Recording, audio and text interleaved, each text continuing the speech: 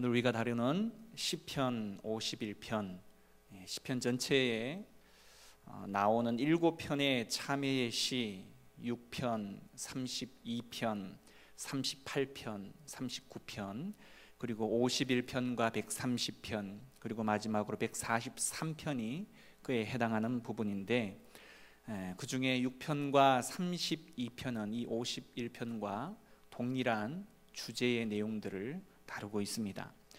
본 시는 성경을 통틀어서 죄 고백에 관한 가장 생생한 그림 중에 하나입니다. 표제에 나와 있는 대로 다윗이 간음과 살인이라는 극악하고 또한 비열한 죄를 연속적으로 범한, 여러분들이 잘 아시는 밧세바 간음 사건, 사무엘하 11장에 자세히 나타나죠. 이에 대해서 거의 1년이라는 시간이 지난 이후에 나단 선지자로부터 책망을 듣게 됩니다.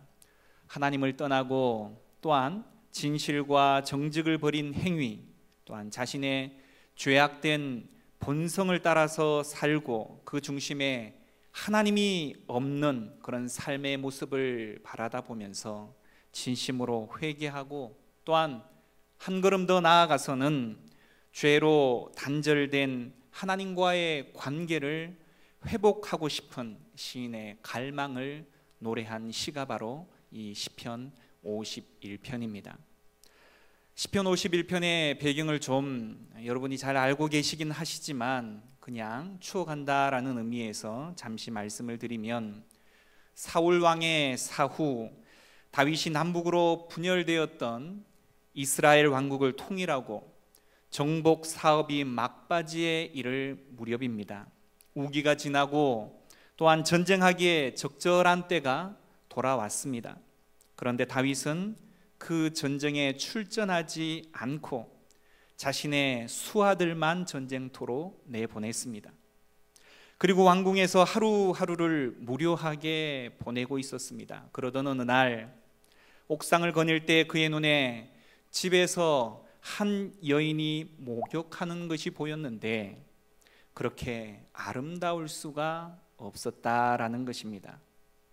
그녀는 다윗의 충신으로 전장에서 적과 싸우고 있던 바로 우리아의 아내 밧세바였던 것이죠. 다윗은 육신의 정욕과 안목의 정욕을 억제하지 못해서 밧세바를 그에게 데려오게 합니다. 그리고는 동침을 하게 되죠. 그런데 결국 그 일로 인해서 밧세바가 임신을 하고 만 것입니다. 만일 이를 그냥 두면 다윗의 악행이 고스란히 드러날 것입니다. 그래서 그는 한 가지 꾀를 생각해냈습니다. 전쟁터에 있는 밧세바의 남편 우리아를 바로 소환하게 하여서 밧세바와 동침하게 하는 것이었습니다. 우리아가 밧세바와 동침하기만 하면 다윗의 악행은 그대로 덮어질 수도 있었다라고 판단하게 되었다는 것이죠. 그러나 다윗의 꾀는 바로 우리아의 충직함으로 인해서 실패로 돌아가게 되고, 다윗은 또 다른 꾀를 생각해 내어야만 했습니다. 그것은 다윗의 죄를 이제는 완벽하게 덮기 위해서 충신 우리아를 전투가 가장 치열한 곳으로 보내어 죽게 하는 것이었습니다. 죽은 자는 말이 없기 때문인 것이죠. 결국 우리아는 다윗의 바램과 계획대로 전투 중에 죽고 맙니다. 이에 다윗은 기다렸다는 듯이 당당하게 밧세바를 데려와 자기의 아내로 삼았습니다. 그리고 아무 일도 없었다는 듯이 세월이 흘렀습니다. 그 사이 밧세바는 아이를 낳았고 또한 아무도 다윗의 악행을 아는 이가 없는 것처럼 보였습니다. 그런데 나단 선지자가 갑자기 불시에 다윗을 찾아왔다는 것입니다. 그리고 완전 범죄로 잊혀졌던 1년 전의 다윗의 죄를 들추어내며 하나님의 심판을 선포하고 있다는 것입니다. 아마도 다윗은 기겁을 했을 것입니다. 감쪽같이 처리한 이 일에 대해서 나단 선지자가 아는 것에 대해 그는 엄청난 두려움에 사로잡혔을 것입니다. 그런데 그때 비로소 그는 죄에 사로잡혀 죽어있던 양심을 깨우기 시작했습니다. 그리하여 자신이 얼마나 추악한 죄인인 것을 깨닫고 나단 선지자 앞에서 자신의 죄를 인정하며 회개하기 시작하였다라는 것입니다. 여러분, 이 밧세바 사건을 통해서 우리가 알 수 있는 사실이 무엇일까요?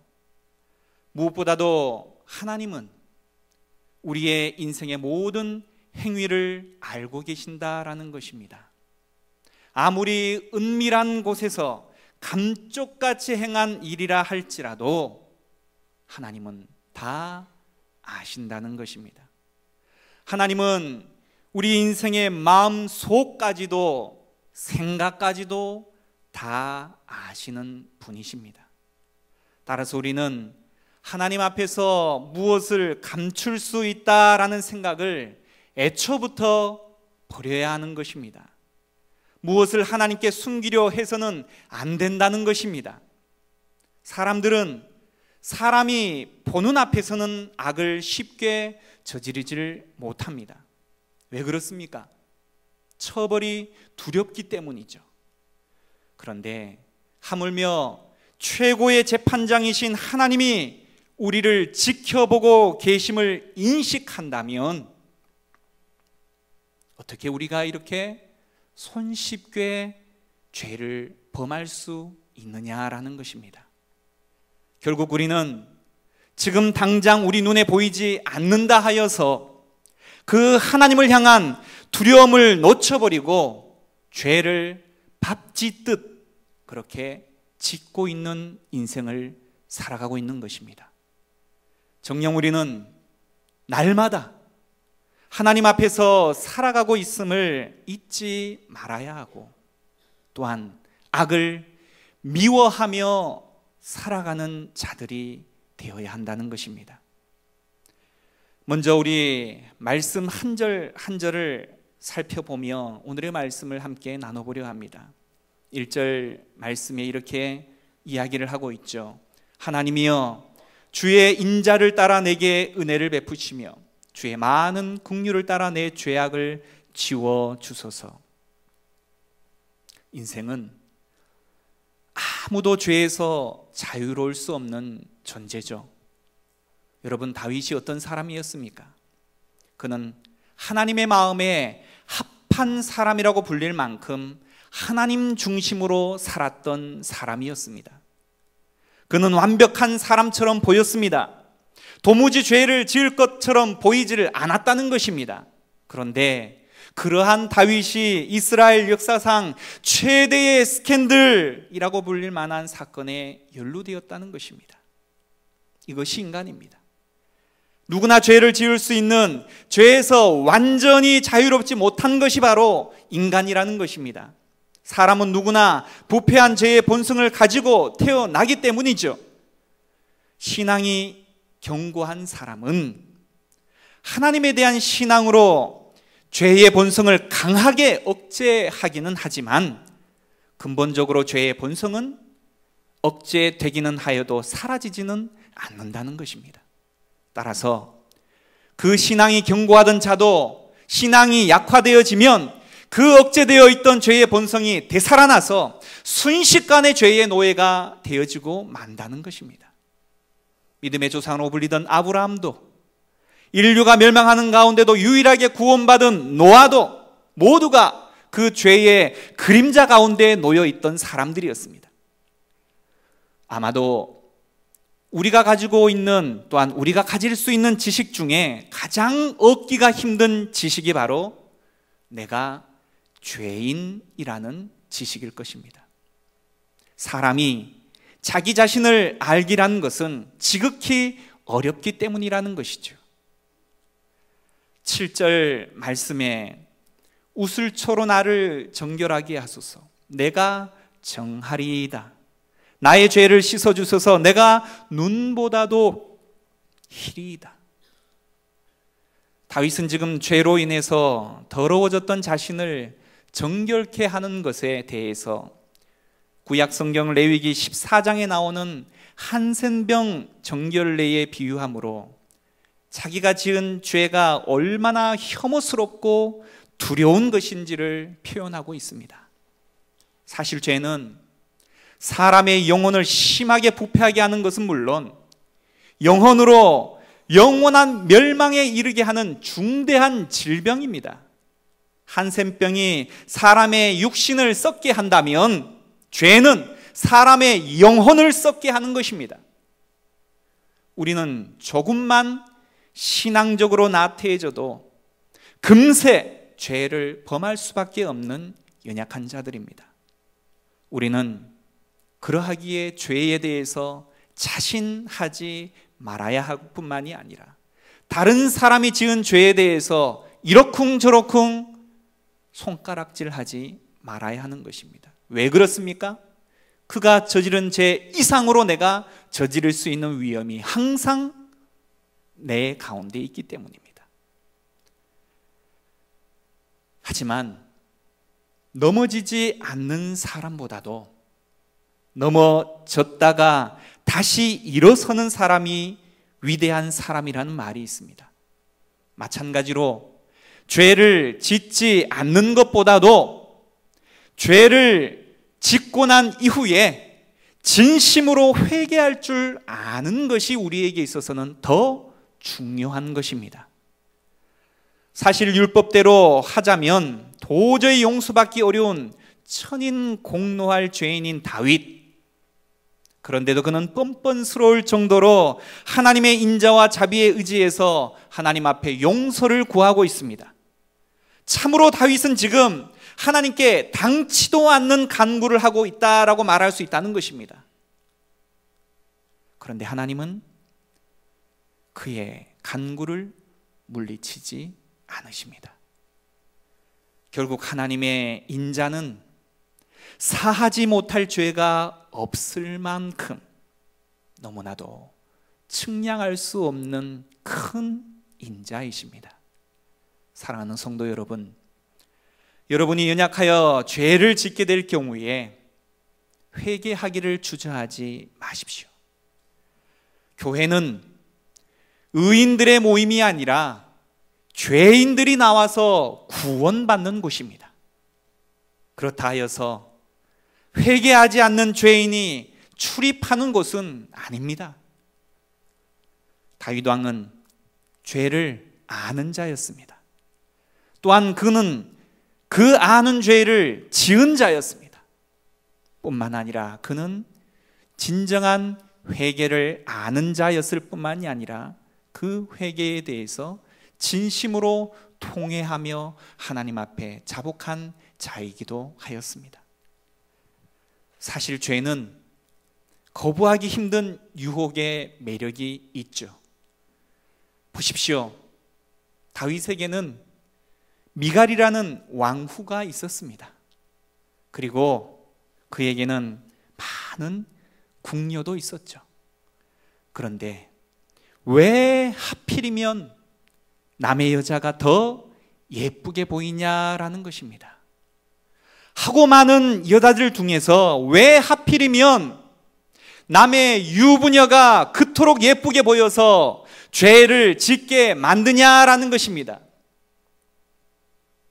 하나님께서 다윗을 책망하는 말씀을 한번 들어보시길 원합니다. 사무엘하 12장 8절과 9절에는 네 주인의 집을 네게 주고 네 주인의 아내들을 네 품에 두고 이스라엘과 유다 족속을 네게 맡겼느니라. 만일 그것이 부족하였을 것 같으면 내가 네게 이것저것을 더 주었으리라. 그러한데 어찌하여 네가 여호와의 말씀을 업신 여기고 나 보기에 악한 그 악을 행하였느냐. 네가 칼로 햇사람 우리아를 치되 암몬 자손의 칼로 죽이고 그의 아내를 빼앗아 네 아내로 삼았도다. 무슨 말입니까?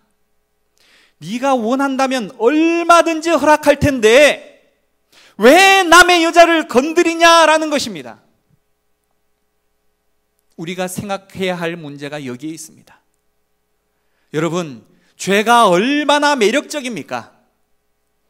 죄의 유혹을 뿌리치기가 얼마나 어렵습니까? 애초에 유혹이나 죄가 우리에게 있어서 쉬운 문제였다면 아예 다루지도 않았을 것입니다. 금단의 열매는 아름다워 보이기 마련입니다. 아름다워 보이는 것, 눈길을 끄는 것, 이것이 사단의 유혹이요 죄의 매력입니다. 에덴 동산에서도 많은 나무와 온갖 과실 나무들이 다 있었습니다. 그런데 아담과 하와는 어째서 하필이면 금단의 나무 주위를 맴돌고 자꾸만 그것을 쳐다보냐라는 것입니다. 먹음직도 하고 보암직도 하고 지혜롭게 할 만큼 탐스럽기도 한 나무인지라 라고 성경은 그들의 심정을 대변하고 있습니다. 그렇죠. 이것이 시험입니다. 죄에서 인간을 끌어당기는 매력, 이것이 시험이라는 것입니다. 그리고 죄를 짓는 그 순간에는 아무 생각도 들지 않는 것입니다. 하나님에 대한 그간의 모든 생각이 일시정지 버튼을 누른 것 같이 그 자리에서 멈춰버린다는 것입니다. 이대로 죽어도 좋다라는 것입니다. 그러하기에 눈앞에서 유혹으로 모든 것을 바꾸어 버리는 어리석음에 빠지게 된다는 것이죠. 옛날에 노름을 좋아하는 한 사람이 있었습니다. 사투리인가요? 도박이라고 표현할까요? 도박에 빠진 한 분이 계셨습니다. 집을 다 드셨습니다. 그래서 사랑하는 아내에게 여보, 내가 다시는 그 화토장을 내 손에 들면 내 손모가지를 끊어버리겠어 라고 고백을 했습니다. 그런데 그 고백을 하자마자 일주일도 안 되었는데 그가 도박장에 있는 자신의 모습을 발견했습니다. 너무 화가 나서 정말 그 자리에서 자신의 왼손을 잘라버렸다고 말합니다. 칭칭 붕대를 동여매고, 여러분 어찌한 줄 아십니까? 일주일도 안 되었는데 반대편 손으로 도박을 하기 위해서 또 도박장을 찾았습니다. 그것이 인간입니다. 그것이 죄의 본성이요 매력이요 마음이라는 것입니다. 뿐만입니까? 죄는 죄악을 자꾸만 정당화시키려고 합니다. 일반적이라고 이야기하고 다 그렇다고 말합니다. 나만 죄인인가? 나보다 더 큰 죄인이 얼마나 많은데, 자기를 정당화시키려 한다는 것이죠. 뿐만입니까? 죄는 그 책임을 다른 사람에게 전가시키려고 하는 특성이 있습니다. 핑계를 댄다는 것이죠. 이른바 완전 범죄를 노리는 것입니다. 그러다 보니 죄는 점점 더 눈동이처럼 불어나게 되고 감당할 수 없어서 이제는 내가 예측하고 제어할 수 있는 그 한계의 범위를 넘어서 버리고 만다는 것입니다. 거짓말은 또 다른 거짓말을 낳고, 도박에 빠지면 이런 돈을 찾기 위해서 도박하는 자리를 뜨지 못하다가 본전 생각이 자꾸 들기 때문에 가산을 다 탕진해버리고 마는 일들. 죄악도 회개하지 않을 때 거듭해서 더 큰 죄를 짓게 되고 만다는 것입니다. 자꾸 숨기려다 보면 필경 어디에서 멈추어야 할지도 모르는 사태에 우리는 맞닥뜨리게 되는 것입니다. 다윗이 처음에 범한 죄는 간음죄였습니다. 그 죄를 덮으려다가 밧세바의 남편을 죽이는 살인죄까지 그는 다다르게 되었다라는 것입니다. 처음에 죄를 숨기자고 거듭해서 죄를 지을 수밖에 없는 수렁에 빠져들고 말았다는 것입니다. 회개의 기회는 은혜로 주어지는 것입니다. 하나님께서 참지 않으시고 오래 인내해 주지 않는다면 이 자리에 온전히 살아서 남아있을 자가 얼마나 되겠습니까? 돌아올 때까지? 뉘우칠 때까지? 우리 하나님께서는 우리에게 회개의 기회를 주신다는 것입니다. 이것이 우리에게 얼마나 큰 축복인지 모릅니다. 하나님은 우리에게 특별히 회개의 계기를 만들어 주실 때가 있습니다. 우리는 이 기회를 놓치지 말아야 합니다.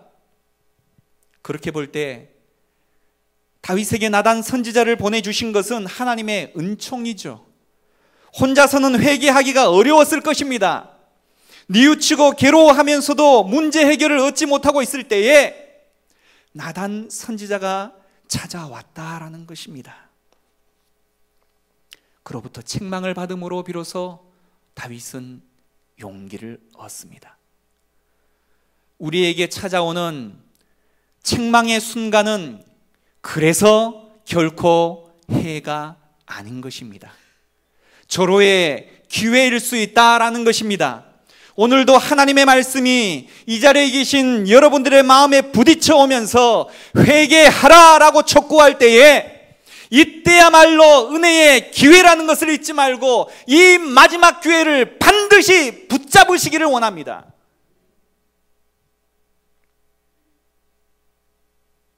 그러나 아무리 회개하고 싶어도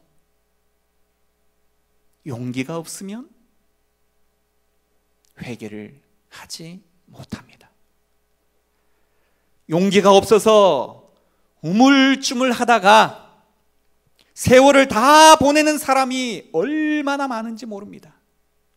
그러다 보니 비겁한 사람들은 회개의 용기를 얻지 못해서 술이나 마시고 그냥 그 자리에서 타락하고 마는 것입니다. 3절의 시인은 이렇게 이야기합니다. 무릇 나는 내 죄가를 아오니 내 죄가 항상 내 앞에 있나이다. 다윗의 이 말은 자신의 죄를 모두 인정한다라는 말입니다.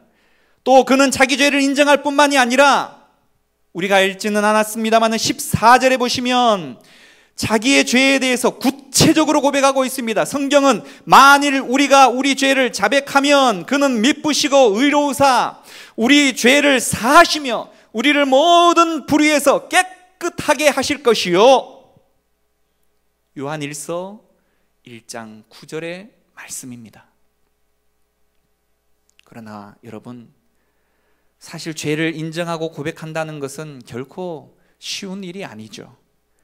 사람은 죄를 지으면 죄에 대해서 핑계를 대거나 죄를 은폐하려는 경향이 있습니다.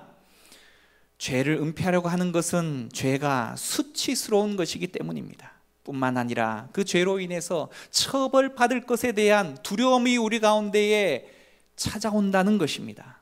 따라서 죄를 인정하고 고백하는 일은 용기가 필요한데 회개의 용기란 크나큰 포기를 의미한다라는 사실을 우리는 또한 알아야 합니다. 다윗은 이제 전부를 잃어야 하는 순간이 다가왔습니다. 생명의 문제가 아닙니다. 성군 다윗 왕이 이런 사람이라 라고 마침내 만천하에 드러나야 할 순간이 온 것입니다. 명예, 채통, 위신, 체면, 권세 다 포기해야 할 상황입니다. 만약 다윗이 끝까지 자기 죄를 숨기려 하였다면 자기 권위를 이용해서 나단 선지자를 허위 사실 유포 혐의로 또한 왕을 기만한 죄로 당장 그 자리에서 목을 날릴 수도 있었을 것입니다. 하지만 다윗은 담대하게 용기를 내었습니다. 우리가 다윗을 높이 평가하는 이유가 바로 여기에 있습니다. 그는 진정한 신앙의 용기를 소유한 자이기에 하나님께 모든 결과를 맡겨버렸습니다. 백성들이 돌을 던지든 어떤 망신을 당하든 어떤 위기가 오든 하나님 앞에 다 맡기고 내가 죄를 지었습니다 라고 고백을 하였다는 것입니다. 그는 회개함으로써 찾아지는 진실이, 그 정직함이라는 것이 얼마나 값지고 귀한 것인 줄 알았던 사람이었습니다. 그래서 생명과 위신과 명예를 과감하게 포기해버리고 말았다는 것이죠. 그래야만 회개할 수 있기 때문입니다. 그래야만 회개의 용기를 얻고 잃어버린 자기를 되찾을 수 있으며 하나님 앞에서 자기 영혼을 다시 소생시킬 수 있기 때문이라는 것입니다. 오늘 저녁 이 용기를 우리는 하나님 앞에 구해야 합니다. 우리의 영이 다시 소생되기 위해서 바로 하나님 앞에 간절히 이 용기를 구해야 한다는 것입니다. 진정한 회개란 죄를 인정하는 것이요, 인정하되 결코 남의 탓으로 돌리지 않는 것입니다. 변명하지 않는 것, 토를 달지 않는 것, 그저 잘못했습니다, 이 한마디로 족한 것입니다. 진실하게 죄를 고백하는 이것이 최선입니다. 그리고 죄를 인정하고 고백하기만 하면 하나님께서 용서하실 것이라는 믿음을 우리는 소유해야 하는 것입니다. 여기서 한 걸음 더 나아가 참된 회개는 입술에, 말에, 고백에 있지 않고 바로 중심의 진실함에 있다라는 사실. 하나님이 받으시는 제사는 재물에 있지 않고 상한 심령에 있다라는 사실을 우리는 기억해야 합니다. 6절 말씀에 중심이 진실함을 원하시오니 내게 지혜를 은밀히 가르치시리이다. 16절과 17절에는 주께서는 제사를 기뻐하지 아니하시나니 그렇지 아니하면 내가 드렸을 것이라. 주는 번제를 기뻐하지 아니하시나이다. 하나님께서 구하시는 제사는 상한 심령이라. 하나님이여 상하고 통회하는 마음을 주께서 멸시하지 아니하시리이다. 사람은 중심을 볼 수 없습니다. 그래서 외모에 집착하는 것입니다. 외모가 그럴싸하면 모두가 인정해 주더라는 것입니다. 하지만 하나님은 중심의 진실함을 보시는 분이십니다. 따라서 우리는 단지 말로 죄를 고백하고 회개한다라고만 할 것이 아니라 진심으로 죄에 대해서 슬퍼하며 그 죄에서 돌이켜야 한다는 것입니다. 죄에 대해서 통회하는 마음을 가져야 한다는 것입니다. 너희는 옷을 찢지 말고 마음을 찢고 너희 하나님 여호와께로 돌아올지어다. 그는 은혜로우시며 자비로우시며 노하기를 더디하시며 인애가 크시사 뜻을 돌이켜 재앙을 내리지 아니하시나니. 자신의 범죄로 인해 하나님과의 관계가 단절되고 파괴된 결과로서 자신의 영혼이 갈기갈기 찢겨져서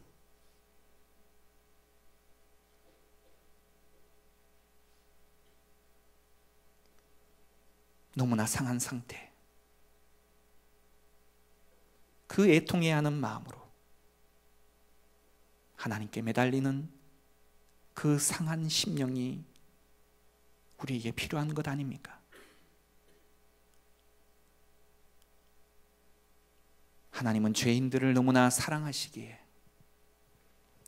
그들이 하나라도 망하지 않고 다 구원에 이르기를 간절히 바라고 계십니다. 10절에는 이렇게 이야기하죠. 하나님이여 내 속에 정한 마음을 창조하시고 내 안에 정직한 영을 새롭게 하소서. 하나님께 죄의 용서받는 것도 중요하지만 그보다 더 중요한 것은 다시 죄를 짓지 않는 변화된 마음을 지니는 것입니다.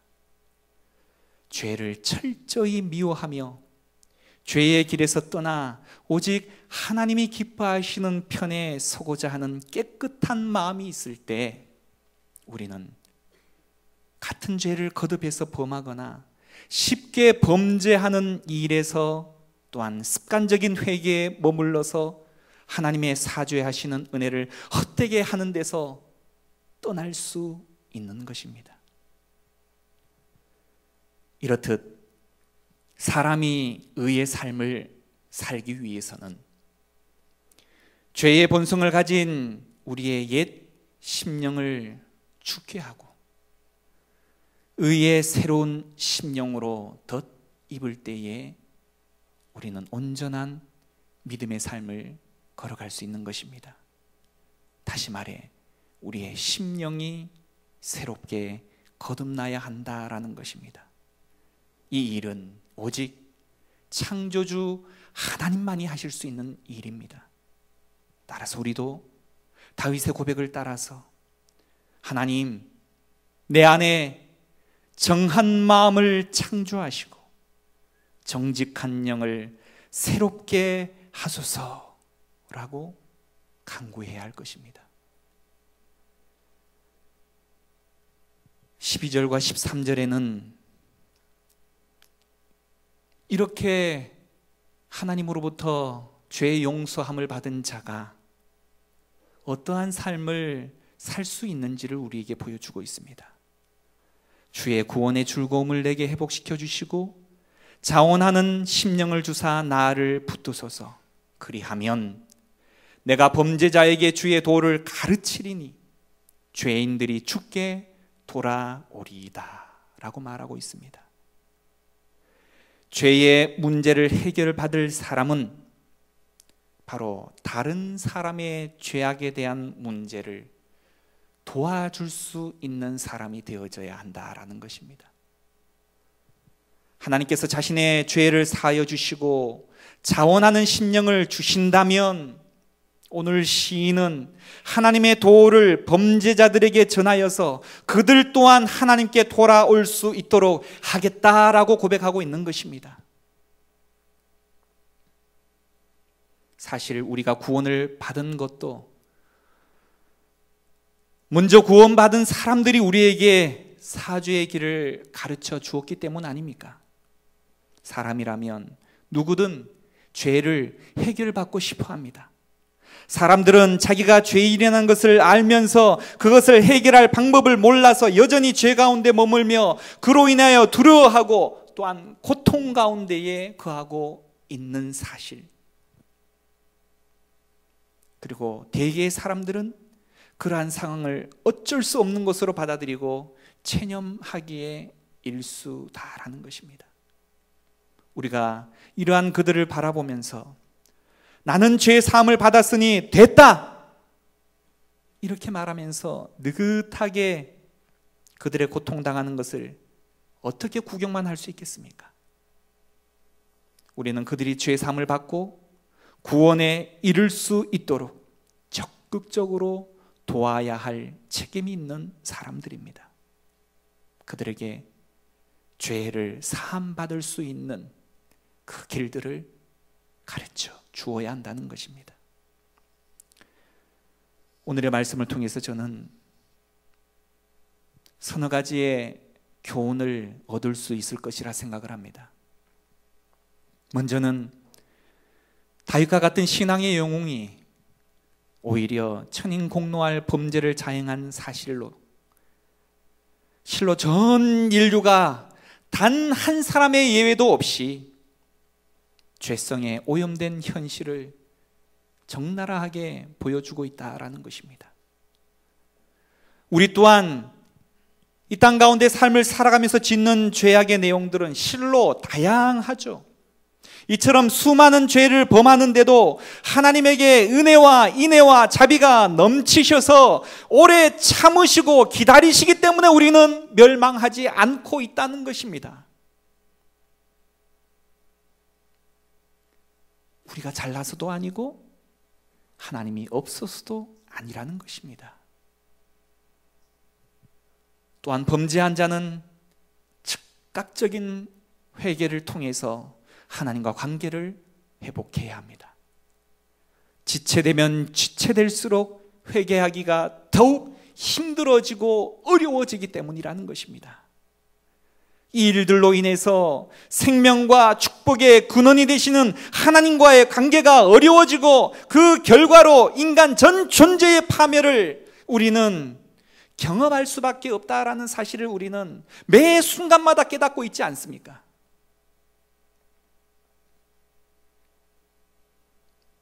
자신의 죄를 회개하고 하나님의 보좌 앞에 나아가는 자, 그는 누구나 언제든지 하나님의 무궁하신 사죄의 은총을 누리실 수가 있습니다. 하나님은 실로 인간이 자행한 죄는 미워하시지만 필히 멸하시면서도 인간 그 자체만은 측은히 여기시고 끝까지 사죄의 기회를 허락하시는 분, 그분의 사랑이 바로 우리에게 있다는 것입니다. 얼마나 놀라운 은혜입니까? 또한 하나님께 제 사함을 받는 것이 우리의 최종적인 목적은 아닙니다.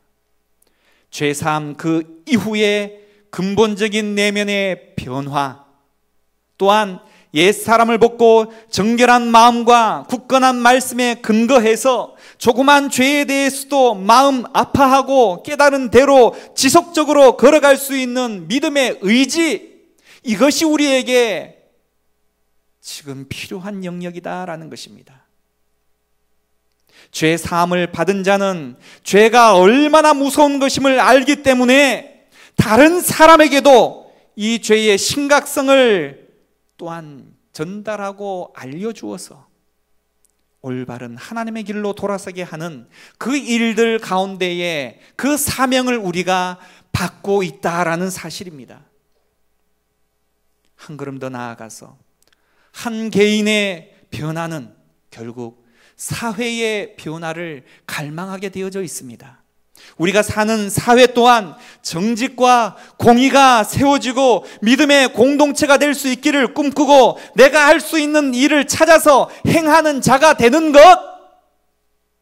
그것이 바로 오늘의 이 말씀을 통해서 우리 각자에게 하나님께서 원하시는 삶의 모습이다라는 것입니다. 사랑하는 성도 여러분, 우리는 영적인 교만과 죄의 유혹을 경계하면서 영적으로 항상 깨어 있어야만 합니다.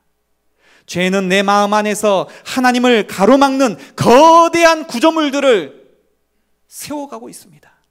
주의 은혜가 한순간에 떠나가 버리는 그런 슬픈 경험을 하게 되고 만다는 것입니다. 따라서 우리는 우리의 연약함을 아시는 하나님께로 나아가서 조금 있다가 아니요, 내일 아니요, 지금 바로 이 자리에서 솔직하게 진실함으로 하나님 앞에 다 고백하고 통회하는 마음으로 하나님의 용서를 구해야 합니다. 죄의 심각성은 범죄 그 자체보다 범죄 그 이후에 하나님 앞에 끝까지 회개하지 않고 죄를 감추고자 하는 데 있습니다. 실로 하나님 앞에 회개하는 자만이 그분의 사죄의 기쁨과 하나님과의 교제를 회복하는 기쁨을 누리실 수 있습니다. 오늘의 이 기회를 여러분들 놓치지 않으시길 부탁드립니다. 이 시간 함께 기도하기를 원합니다. 기도하기 전에 먼저 이 찬양을 함께 불렀으면 좋겠습니다.